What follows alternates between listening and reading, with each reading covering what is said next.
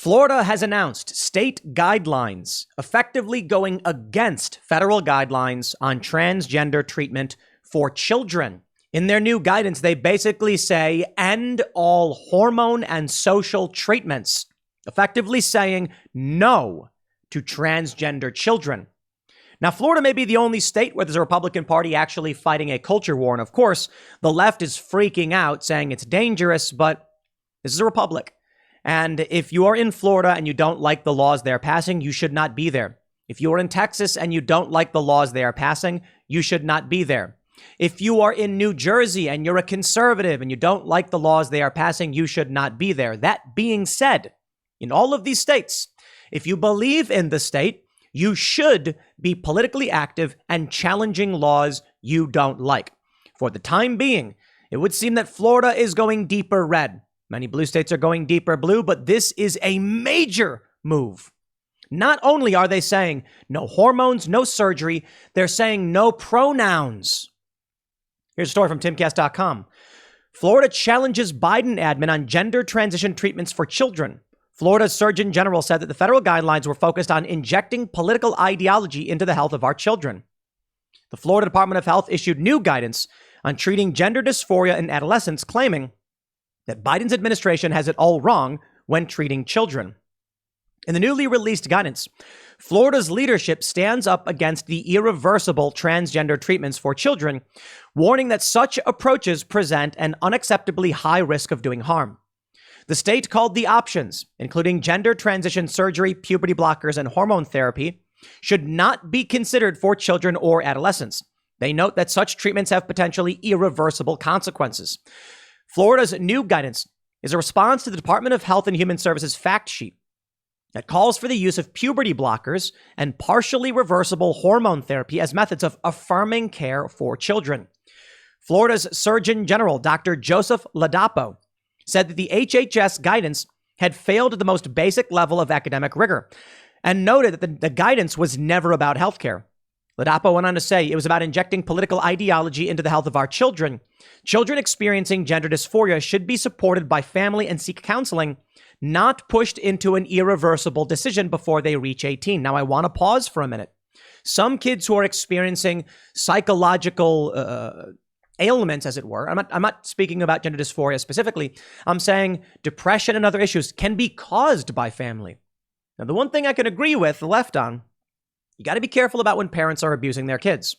However, parents still have the rights over their kids in terms of what they deem to be appropriate care. We do not assume just because a child is affected by some mental illness or depression or some issue that it's the fault of the parents, and we certainly should not default to strangers. Yes, teachers will only be around these kids for about a year. I consider it to be as close to a stranger as you can get without, well, to be fair, maybe we shouldn't say stranger, but teachers are certainly not loved ones of these kids. They're just workers doing a job. The state's guidance suggests that children be supported by a close network of friends and family and be under the care of a qualified psychologist if they are facing any form of gender dysphoria. Still, it states that surgical, hormonal, or social gender transition should not be offered to minors.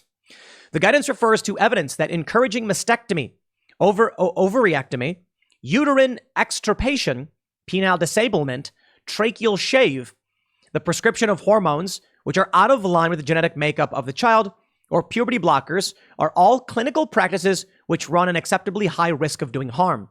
It goes on to state that hormonal treatments for transgender adolescents can achieve their intended physical effects, but evidence regarding their psychological and cognitive impact is generally lacking. Additionally, the new guidance notes that its recommendation aligns with guidance from other countries, such as Sweden, Finland, the United Kingdom, and France. Here's how the left is framing it. No Lie with Brian Tyler Cohen says, new, the Florida Department of Health just issued guidelines telling doctors to medically detransition all transgender youth and banned them from social transition treatment, including name, pronoun, and clothing changes. Here is the memo from the Florida Department of Health saying that social gender transition should not be an option for youth, including name, pronoun, and clothing changes. So I want to, here we have it. I want to read through some of their reasoning, but I want to point out something. As most of you are probably aware, I'd like to hear an argument from the left. I wonder why this is a left-right issue in the first place. Seriously, why? Okay, after we get past that, I'd like to ask a question of the left. What other body dysmorphic issues would you affirm? Serious question. When we're talking about kids who say that they feel they're the wrong gender, what if people feel they're the wrong race? Now, there are people who are intersex that I understand, but what if there's a child who is confirmed genetically male with the XY chromosomes and, all the body parts to go along with it, and they say it's wrong? Now, you can argue they're dysphoric, they're in the wrong body, but if their genetics say they are male, what is your reasoning that the genetics don't play a role? Because I'm just literally asking this question. I'm curious then as to how transracial issues play out. If somebody is, say, 1% black and they're overtly white looking, can they claim to be transracial and say, well, we have the genetics within us, at least to a certain degree? What if they don't at all? What if it's just an overtly white person, like someone from Poland who says they're transracial and they want to be black? Could they undergo treatments, or should they undergo treatments to alter their body to be more aligned with the race they would rather be? The reason I bring this up is that transracial issues are considered controversial and for some reason not okay. But transracial issues, for the most part, we're talking about skin color, in which case you see people like Rachel Dolezal, who just gets a tan, as I understand it, and braids her hair. No permanent physical damage or changes are made. Now, what if someone has general body dysphoric disorder, I think it's called, where they don't want to have fingers or they don't want to have feet? This happens. And people feel like the part of their body is wrong and they shouldn't have it and they want it removed. They go to doctors seeking amputation. Would we provide that treatment as well? If not, please explain what the difference is between someone experiencing gender dysphoria and any other dysphoric disorder. Where do we draw the line? If we say you can remove your genitals in, whatever I forgot what they call it, penile disablement, then what about your hands? What about your ears? What about your elbows? I'm seriously asking, where is the line on this? This is the actual memo from floridahealth.gov, treatment of gender dysphoria for children and adolescents. The Florida Department of Health wants to clarify evidence recently cited on a fact sheet released by the U.S. Department of Health and Human Services and provide guidance on treating gender dysphoria for children and adolescents. Systematic reviews on hormonal treatment for young people show a trend of low-quality evidence, small sample sizes, and medium to high risk of bias. A paper published in the International Review of Psychiatry states that 80% of those seeking clinical care will lose their desire to identify with the non-birth sex. One review concludes that hormonal treatments for transgender adolescents can achieve their intended physical effects, but evidence regarding their psychosocial and cognitive impact is generally lacking. According to the Merck Manual, gender dysphoria is characterized by a strong, persistent cross-gender identification associated with anxiety, depression, irritability, and often a wish to live as a gender different from the one associated with the sex assigned at birth. Due to the lack of conclusive evidence and the potential for long-term harm, irreversible effects, the department's guidelines are as follows. Social gender transition should not be a treatment option for children or adolescents.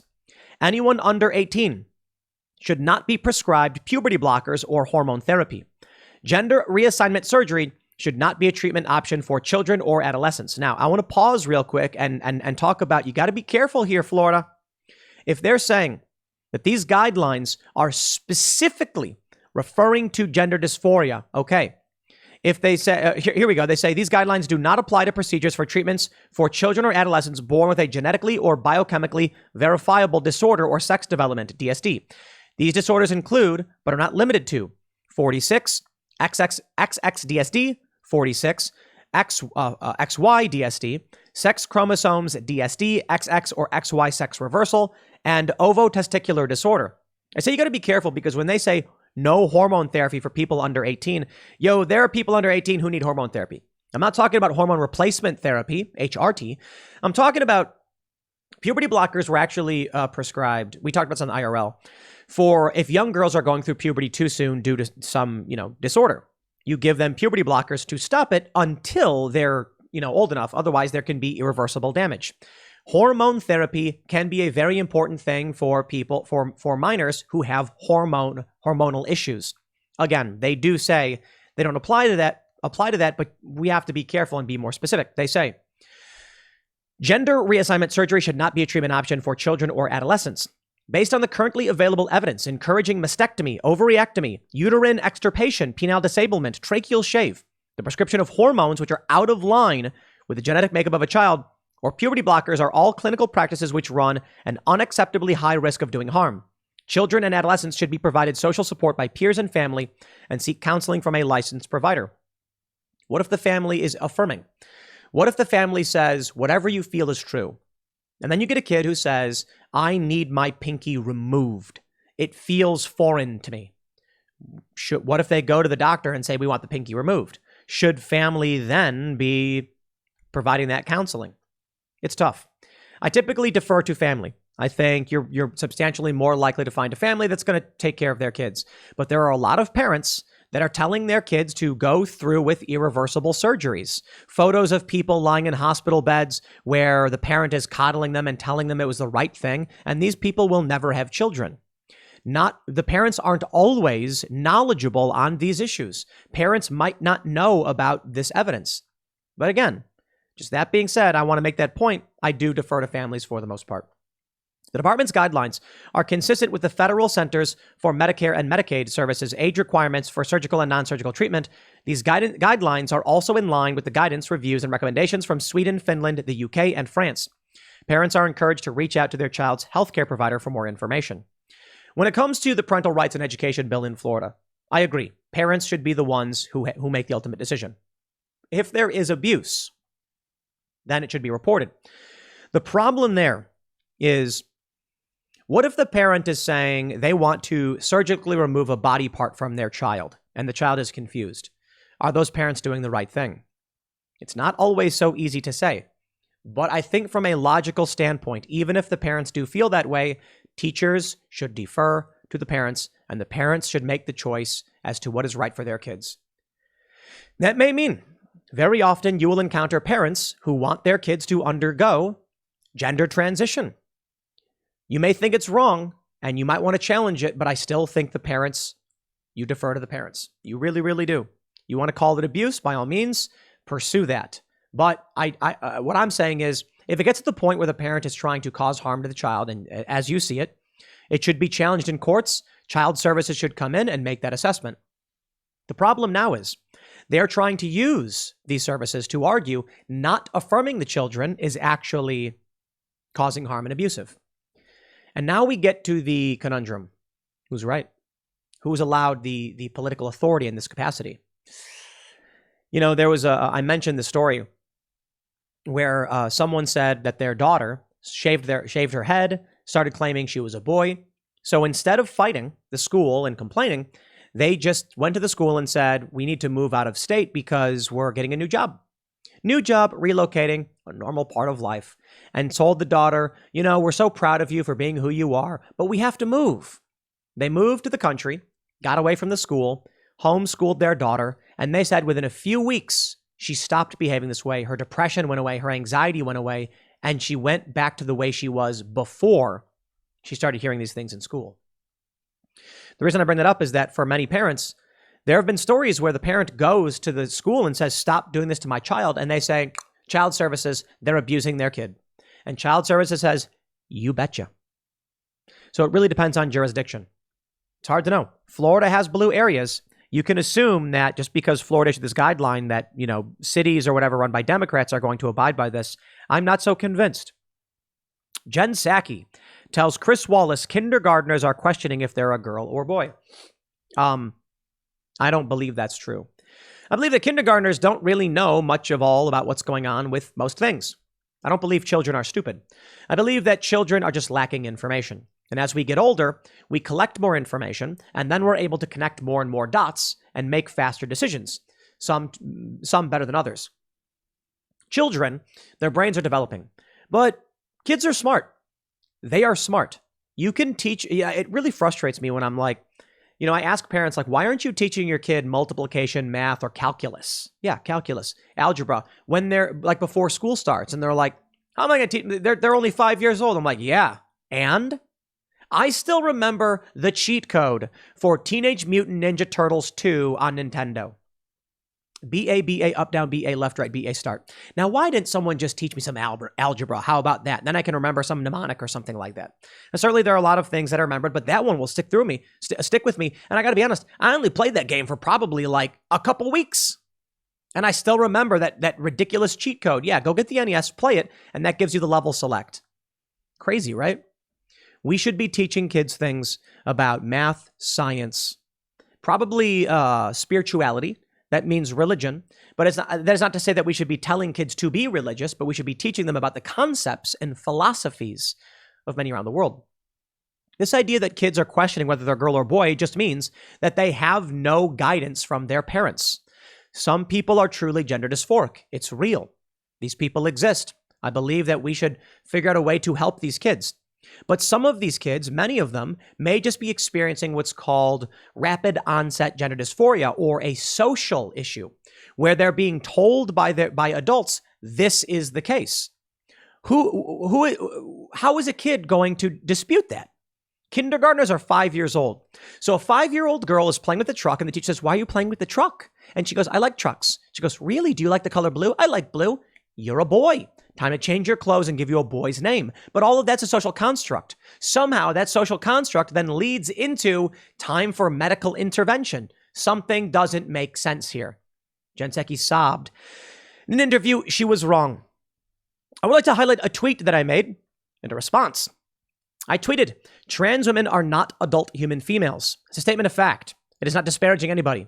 But certainly many trans people got really angry about it. Why? It's true. I didn't say trans women are not women. I'm not getting to the argument about gender versus sex, but you can see the responses I find actually fascinating. This one user, Keffels, shout out. I've always wanted to ratio Tim Pool with the trans pride flag. Well, congratulations. I retweeted and liked the tweet as well, because I've also posted the trans pride flag when I said March 31st, 2021, trans gun rights are human rights. I stand by that. I agree with it, and I believe in it. I believe that trans people should and must be armed. You know, we hear a lot about trans people who are being victimized, who are attacked. I think they have a right to keep and bear arms. They should exercise their right to keep and bear arms. They should keep themselves, their friends, and their families safe. And if we want human rights for trans people, we must affirm their right to keep and bear arms. Further, adults who want to live how they want to live, I'm libertarian on that. I am not a religious conservative. If you are an adult and you want to make these decisions for yourself, and I have to be honest, you know, I've even said maybe post-puberty, if the parents and a doctor come to a decision, I'm more libertarian on that. I do think that you should be an adult and make the decision for yourself. There is a concern about Munchausen syndrome by proxy, where the parents are saying, oh, this is you and this is true, and that's worrisome. But there's a big difference between a 7-year-old and a 16-year-old.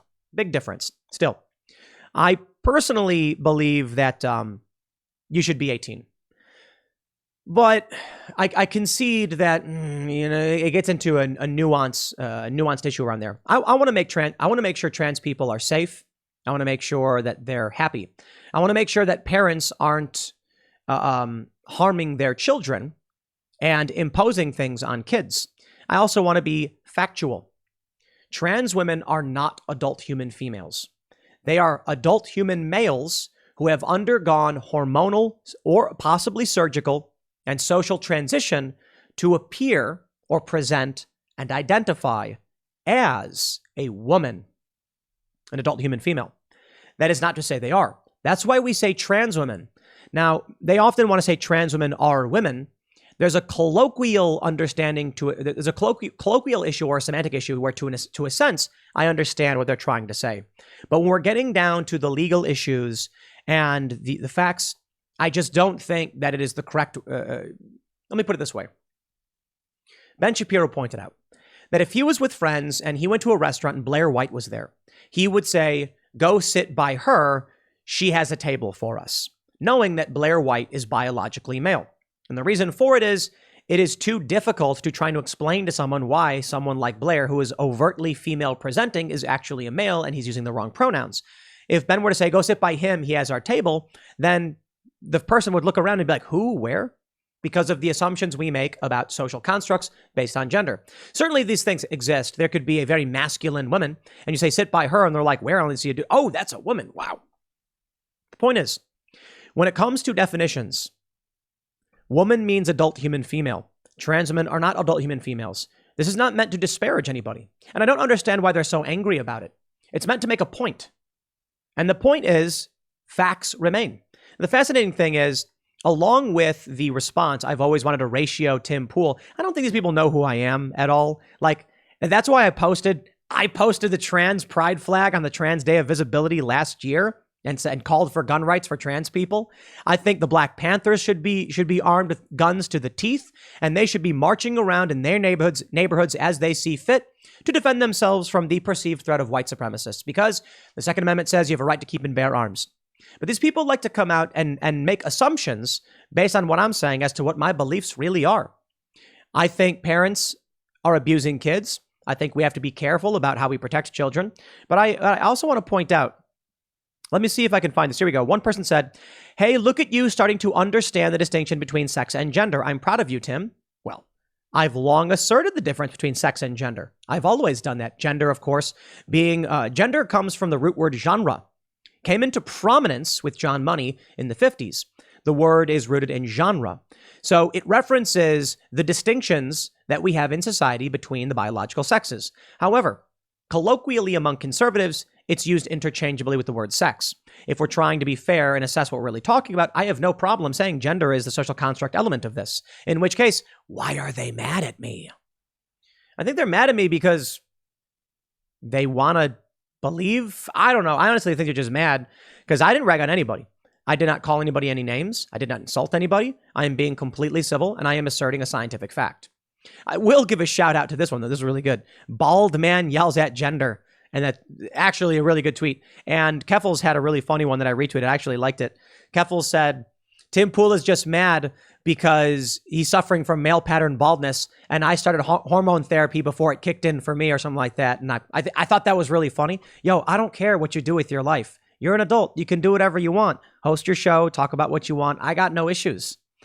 Now, if you have an issue with the fact that trans women are biological males who have undergone surgery or hormonal treatments to present as female, that's a fact.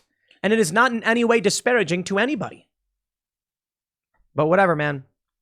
I guess people want to be mad about something and hate on people.